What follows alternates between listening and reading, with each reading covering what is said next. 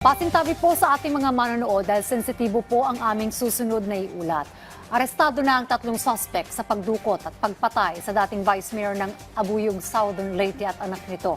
CCTV ng pagtakas sa mga suspect at video ng pag-retrieve sa mga labi ng 2 biktima, eksklusibong nakuha ng PTV News. Yan ang ulat ni Ryan Lesigas.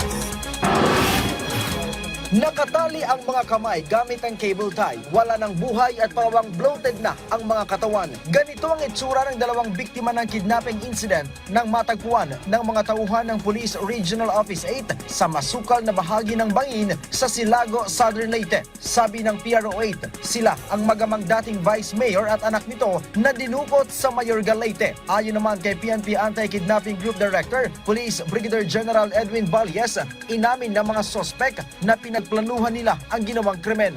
Pinukpok po nila ng matigas na object, believed to be a dumbbell. Pinukpok hanggang nawalan ng malay at nung itatapon na nila ay pinagsasaksak pa nila. June 27 nang dukutin ng mga sospek ang mag-ama sa warehouse nila sa Mayorga, Leyte. Sa backtracking ng PNP, nakita nila na patungo sa Silago, Southern Leyte ang sasakyan dahilan para magsagawa sila ng follow-up operation sa lugar. Sa kuhang ito ng CCTV sa isang lugar sa Leyte, makikita ang pagdaan ng gray na pick-up na sasakyan na ito na pinaniniwala ang ginamit bilang getaway vehicle mula Southern Leyte. Dito sa Metro Manila tumakbo ang mga sospek para magtago. During the dawn of Sunday ay nandyan na po sila sa Allen, Samar at around 4 o'clock in the morning about to take the Roro going to Matnog, Sorsogon for their eventual escape. Nitong Martes, na-recover ng mga otoridad sa Sariaya, Quezon ang sasakyan.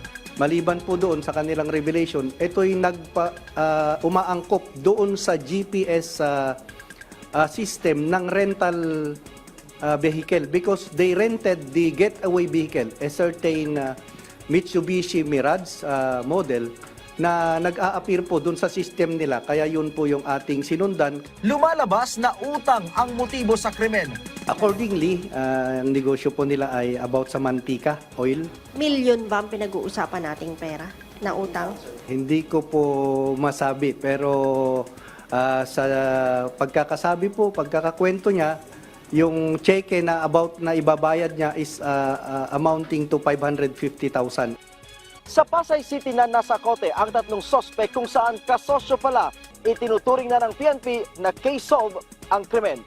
Mula dito sa Campo Crame, Ryan Lesigas para sa Bayan.